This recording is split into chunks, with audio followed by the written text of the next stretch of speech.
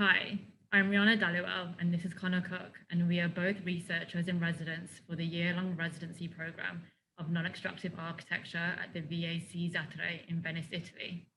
This interview is a part of a series of conversations that we are having for the non-extractive architecture project, which consists of a research residency, an exhibition in Venice at the VAC Zattare, and a series of conversations and guest lectures that attempt to question the possibility of a non-extractive practice of architecture. So far, the research has taken a very broad approach to understanding extraction in architecture. We have investigated the extraction of raw materials from their sources, but we are also interested in other forms of immaterial extraction, such as the extraction of value, culture, labor, and knowledge. We believe that non-extractive architecture requires a multiplicity of voices and worldviews where we approach notions of the Anthropocene through a shift in focus and scales, away from buzzwords such as sustainability and the Green Revolution, and towards a more nuanced understanding. Today, we have the pleasure to speak with Feifei Zhou, a Chinese-born architect and artist based between London and China. Feifei co-edited the digital publication Feral Atlas, The More-than-Human Anthropocene, with Anna Tsing, Jennifer Deger, and Alder Keleman Saxena, which was published in October 2020. Her work explores the spatial, cultural, and ecological impacts of the industrialized built environment. Feifei, thank you for joining us today. So for the purpose of this interview, before we start with the questions, could you please outline to people who are watching who may not know what Feral Atlas is? Sure. So Feral Atlas is this, 5-year-long research project that has been turned into a digital publication. A 5-year kind of starting from the birth of the idea, and the end is the project as a final kind of product. So we essentially studied the kind of non-designed effects of infrastructure projects, infrastructure in ways of industrial and imperial, which are these public work programs that mostly for profit purposes. And so the core of the project is this 79 first-hand observations from contributors from kind of a diverse backgrounds. So that there are, natural and social scientists and humanists, and also artists and architects, also, activists, and all from all over the world. So the point is to collect these kind of feral effects happening that is ubiquitous across the globe, and we're collecting these stories to tell and to make people observe these feral effects happening around them as well. So I guess the project itself is to present this archival material, and with the aim of people taking Feral Atlas as kind of, a lens of seeing the world differently. So yeah, I guess that's kind of the brief introduction, and it is digital interactive. So this project is truly also of transdisciplinary collaborations, obviously between the scientists and the artists. So that also on its own is something that we've been experimenting, something perhaps not have been done before. So that is also a point, I guess, that Atlas tried to make, is transdisciplinary collaboration in ways of trying to notice the Anthropocene is perhaps what we really need. That we should not just stay in our own discipline, that conversations really need to start happening right now to really notice the Anthropocene effects and how the world is changing and adapting. So was this, from the beginning, did you start already with this notion of trying to gather these field reports of this notion of the feral, or is this notion of feral qualities or the feral, did this emerge somehow during this process after you've sort of gathered a lot of different voices together? So I myself have joined relatively kind of in the middle, I guess, of the journey. So the idea of ferality has been kind of like, being nurtured for a long time, obviously because of Professor Anna Tsing and also Jennifer Deger has been kind of having conversations about what does ferality really mean and what's its relationship with infrastructure, and how these two, the way they're reacting in response to each other has made what the Anthropocene is.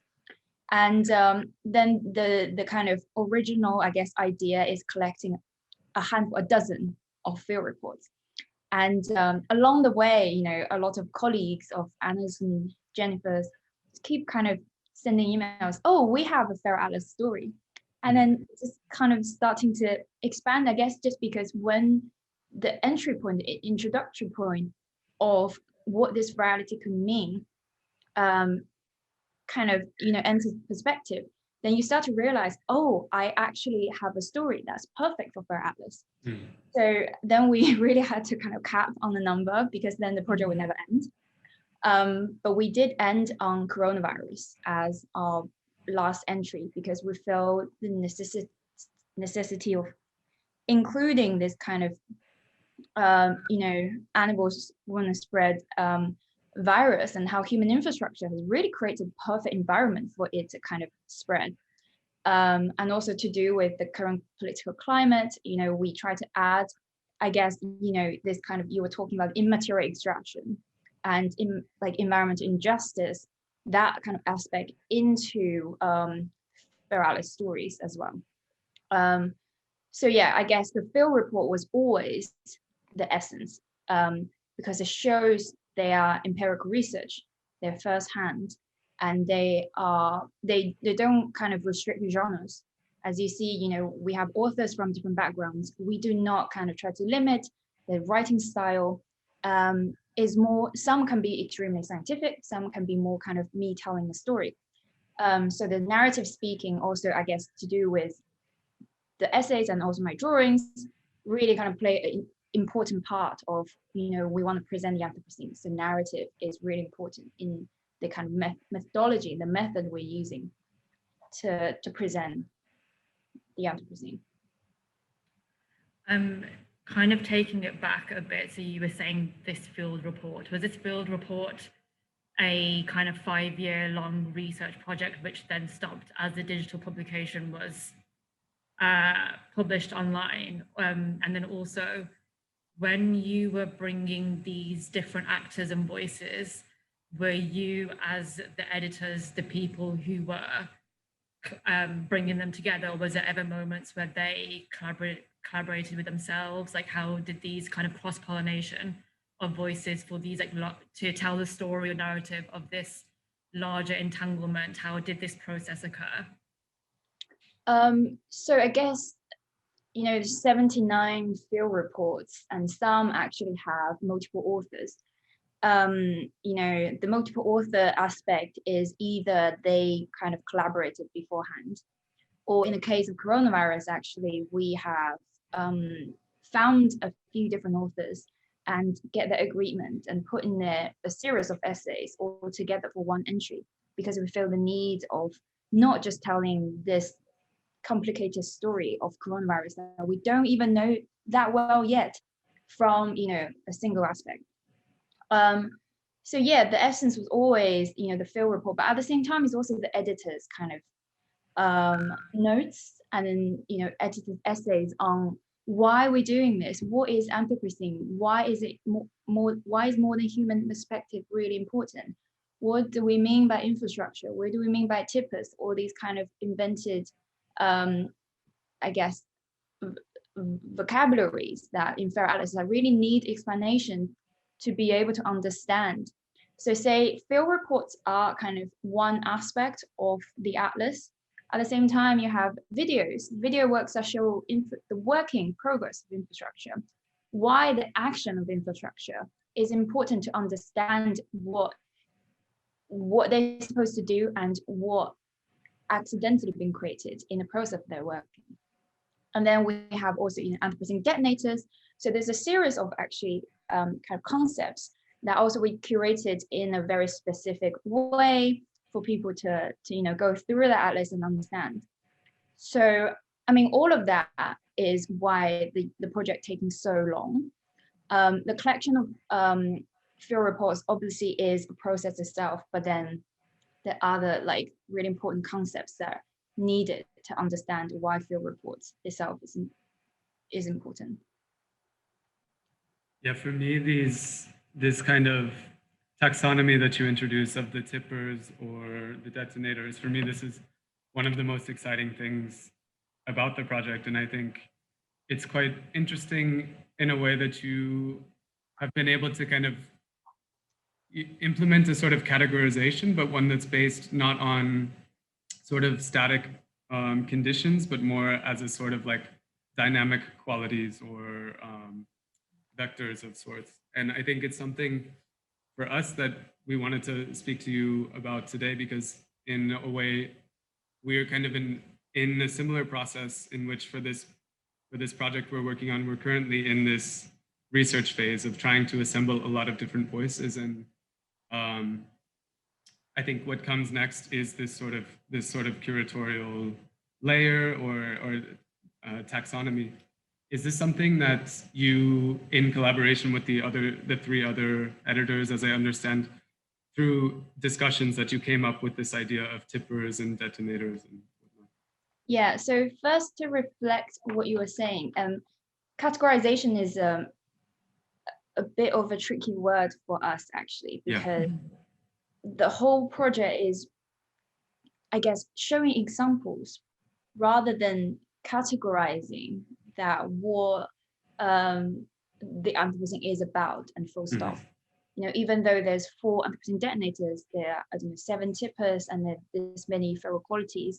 That's why, you know, on the last page, what we call the super index, you see this kind of floating words, strictly to show that there are other possibilities, and we do not stop here.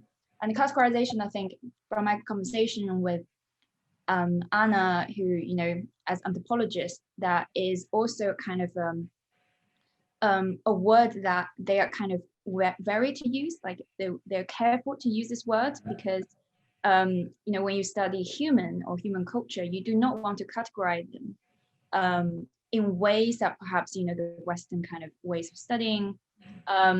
So yeah, I guess what we're offering are examples rather than categorizations. And also, sorry, what was the different people coming together? Yeah, so I mean, like you said, the taxonomy, the vocabulary itself takes long time to resolve, because, you know, you can always use different wording to describe the concept. So that itself is the editor's, you know, responsibility to really find what best describe these concepts. You know, different voices coming together, that is so interesting, especially from my aspect, that I kind of work more towards the, you know, the design aspect, the kind of the overarching architecture of the site. It is challenging, I have to say, that, you know, when you have so many voices, that you need to kind of like coordinate them. There have been cases, you know, like perhaps the design features were not favored by scientists. So that is also a challenge for us. You know, we do research, but also we come from, say, an architectural background, a design background. So how do we kind of use this graphics that best kind of fit their content, rather than, so, you know, this kind of protagonist of the work start to change, you know, because we are very used to kind of do our own research and produce maps that we are, you know, obviously serving for. So say every single field report has this map on the top that's called flow map, that we have our map director Lilika, who worked very hard on kind of like just putting them together, because you have to get the, you know, agreement or authorship from the contributors of the essay to agree to be putting on their writing. So it's not just kind of a map that we will be willing to put on the website. There's also this conversation happening. So that becomes a challenge itself already.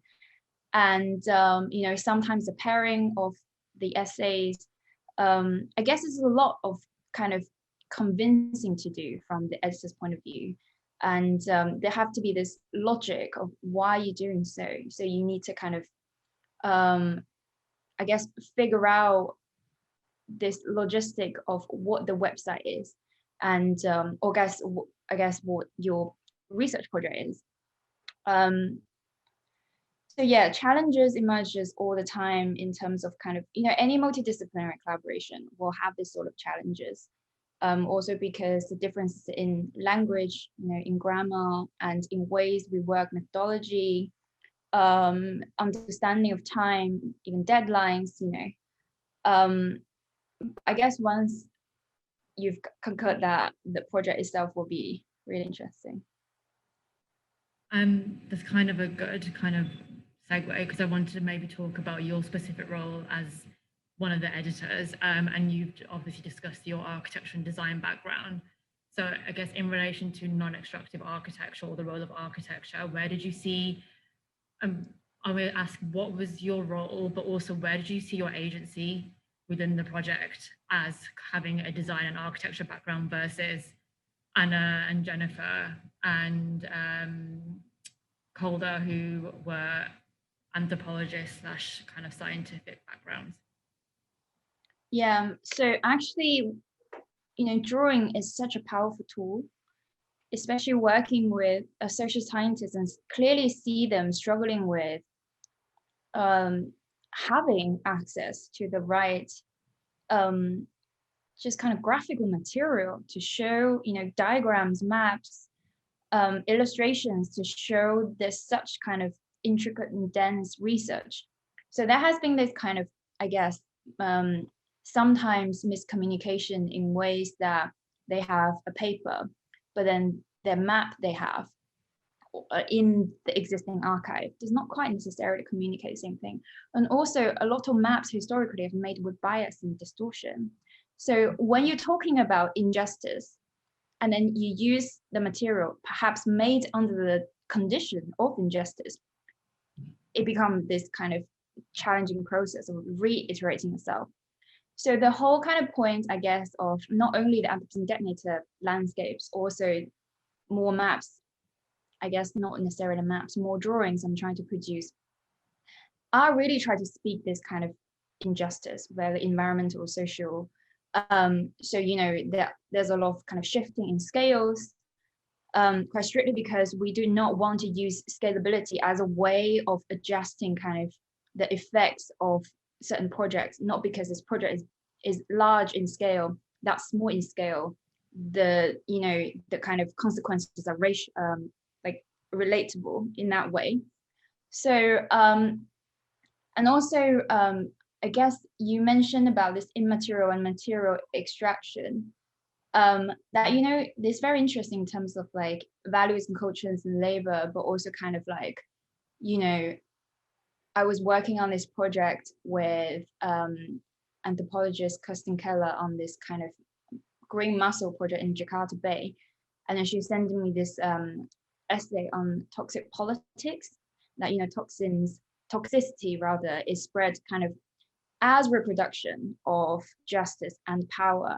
And at the same time is long-term and is slow and is spread very unevenly because Anthropocene is unevenly to do with gender, class,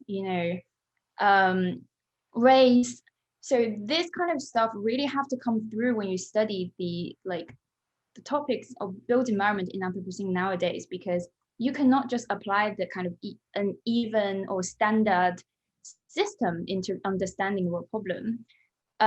Conversation being happening, I was having a conversation with Eric Chan, which we kind of agreed on any case studies now is not case study, is the case, because specificity in locations and scale really is so important and required to be noticed in ways of understanding a issue and try to study it, because this injustice, environmental injustice and social injustice, is unevenly across the globe. So I guess drawing in a way of just really challenging the usage of scale, rejecting the way I'm using a scale bar, what most architects do, and ways of just jumping between time, that I'm combining something is historical with contemporary, making a juxtaposition, making a parallel comparison for making them right next to each other, for making a point. So I kind of don't quite like calling them maps because they're not really maps. So, you know, what I'm doing, I guess, is really counter mapping, is try to just using ways of kind of, I guess, challenging the conventional ways of how architects are making maps to making points of, and to show this kind of injustice that's happening in the graphicals. Yeah, I think it's an interesting, it makes me think of your comments about taxonomy, and somehow through this method of this sort of mapping that collapses multiple perspectives into one, it somehow becomes impossible to draw these rigid boundaries between the things. And like, one of the things that I noticed through engaging with the work online is there's multiple ways that you can navigate through this space, whether it's through an index or through the reading room or through these maps. And for me, I really enjoyed the experience the most of actually navigating the content through the maps rather than through like a list, because somehow you see these, you see the individual field reports contextualized and through their relations rather than just through like a list of tags or something like that. But maybe that's one of the questions I wanted to ask you related to this was can you speak more about this medium of the fact that this is an atlas that exists on a web platform as opposed to a book, or as opposed to like an analog form of representation?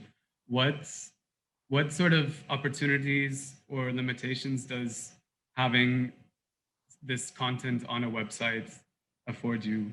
And was this always going to be a website, or was it initially conceived of as a book or something like that? So yeah, I think as far as I'm aware, this is always going to be a website. So this is, you know, I guess also before I joined, the decision was already made.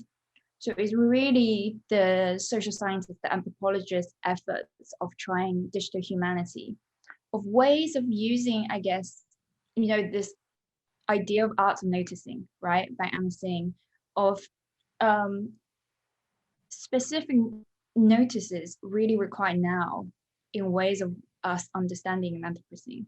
Perhaps text itself is powerful. At the same time, art firstly can communicate with people and connect with people in very different ways that text can.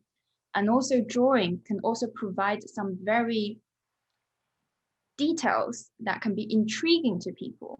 Whereas I guess sometimes text, when they kind of try to provide these details, can be quite easily just get past, or quite easily kind of be ignored and neglected. Whereas, you know, in drawings, we're really trying to kind of make these tiny details matter, because we want to try to grab people's attention.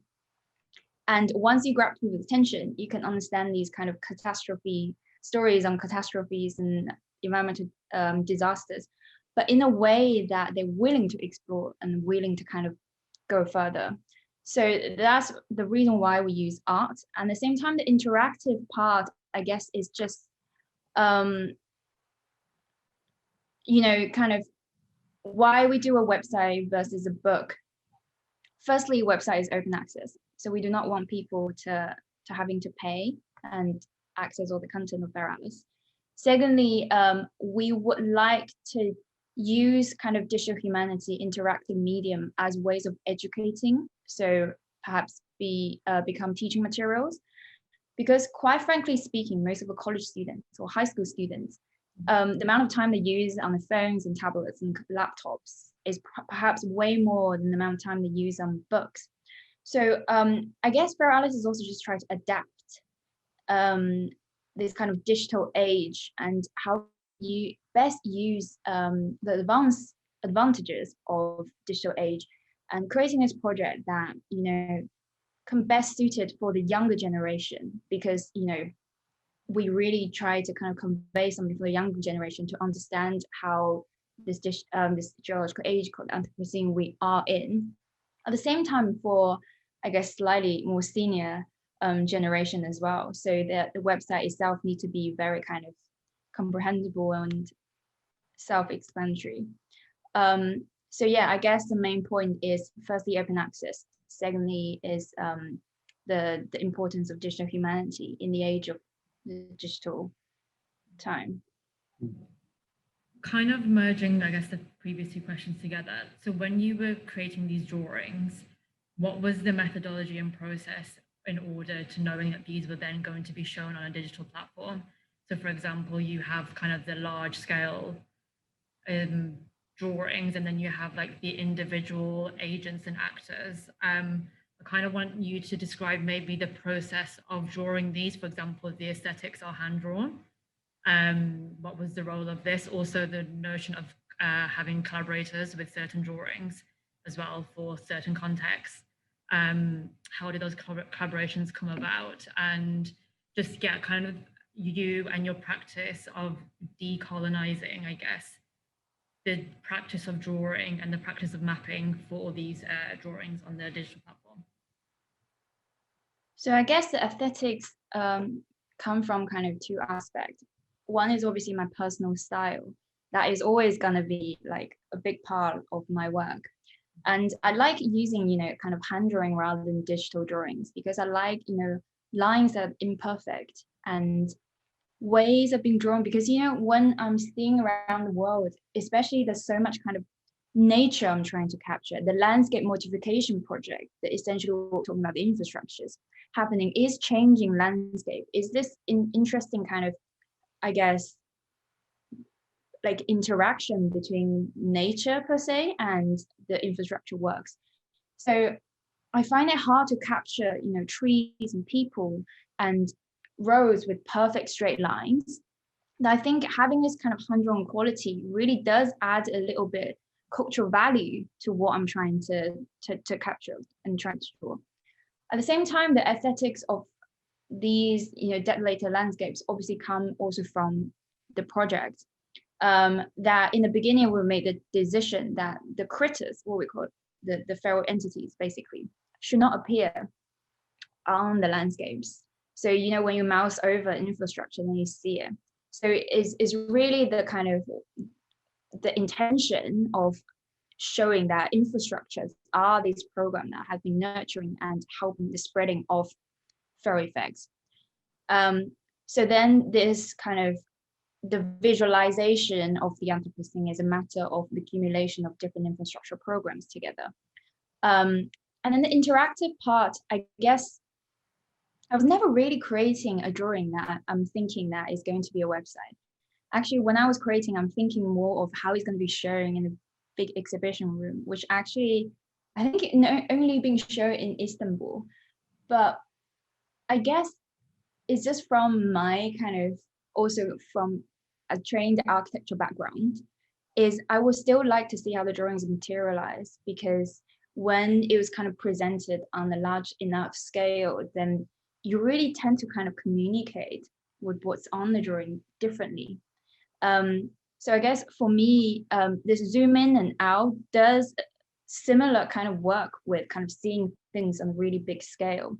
So digitally, it actually enabled me to add as many details as possible, right? Because people can zoom in and out, so they see the whole thing, but they also can see the tiny bits of what we try to show, the kind of amount of like supermarket shelves right next to container ships and right next to these factories. And these kind of detail and the parallel of different factory infrastructure programs from different times together is to show this one is specific on capital. Capitalism is a way of trying to homogenize the landscape by making them parallel and make them tiny, but make them also the same scale is strictly why we're making that argument. And that's enabled only by having this digital humanity platform, or it was going to be a big, large enough wall for me to be able to put these drawings on. So yeah, this is the magic of, I guess, screens and the magic of digital age in general, is the way you can really play with the materials, interact with them. Yeah. mentioned that you would hope for this to be used as an educational tool as well. Could you speak a bit to, like, if someone were to interact with this project, what would you hope that they would take away from it? Well, firstly, I guess the very kind of initial thing people can pick up from Feral Atlas is the stories, right? Are the field reports themselves. That first thing is to learn about these kind of unintentionally created environmental consequences that existing, and also is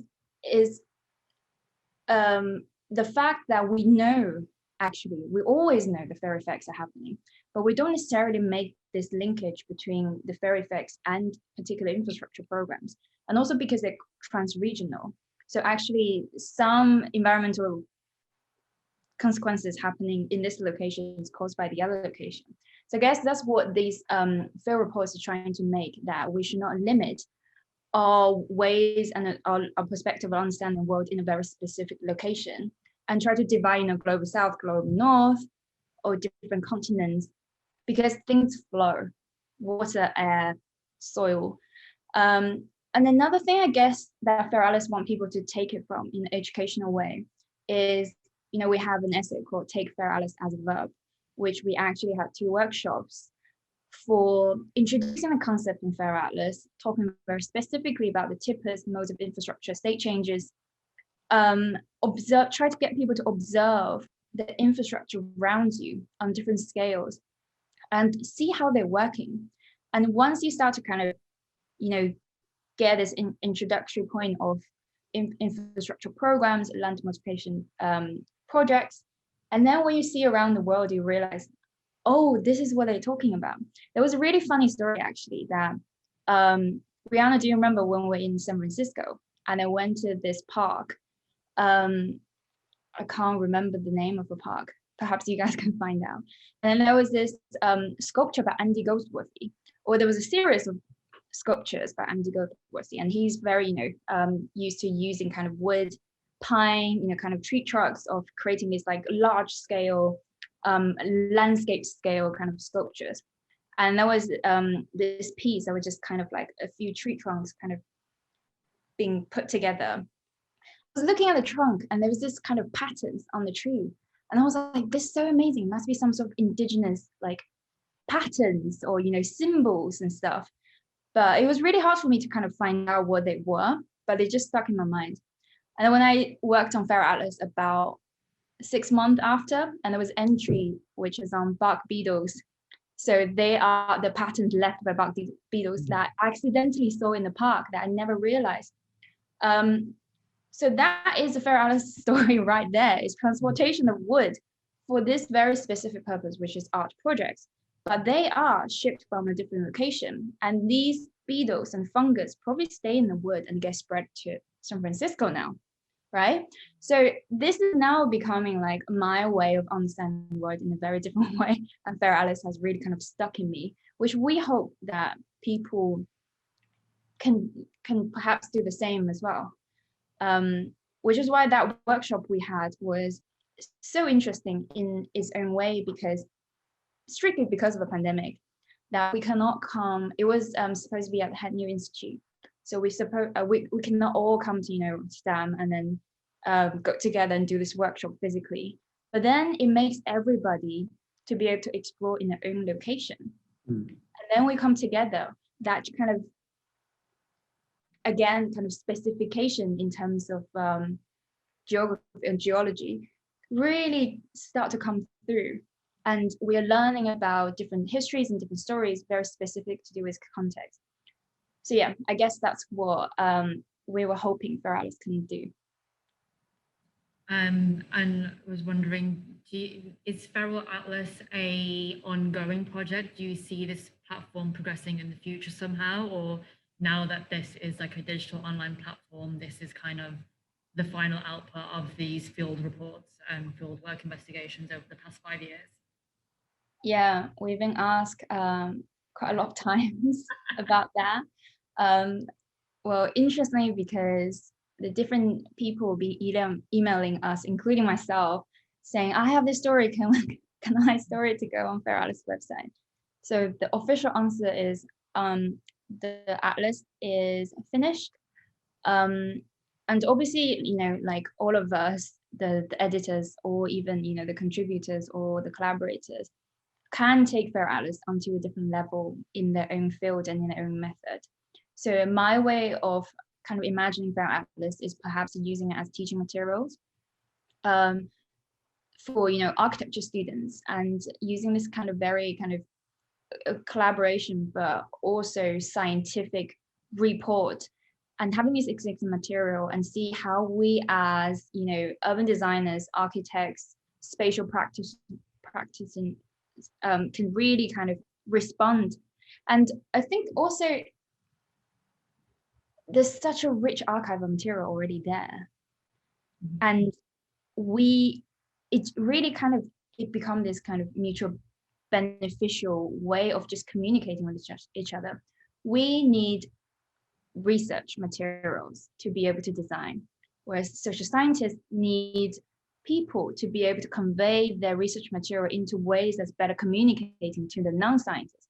So another thing that I hope Fair Atlas can help me to do is more collaborations, perhaps between architects and social natural scientists, and make this conversation happen. And let's not waste more time on just trying to kind of figure out our own ways, whereas we have this existing network, we have this existing material.